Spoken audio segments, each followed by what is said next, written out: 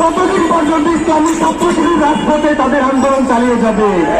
সম্মানিত উপস্থিতি, আজকের সমাবেশের পর্যায়ে বক্তব্য রাখার জন্য অনুরোধ করছি বাংলাদেশ ইসলামী ছাত্র শিবিরের গাজীপুর জেলার সংগ্রামী সভাপতি ইয়াসির আরাফাত ভাইকে। ছাত্র জনতা, আমরা আজকে এখানে আহত বিক্ষোভকারী নিয়ে উপস্থিত হয়েছে। সংগ্রামী উপস্থিতি, আমরাই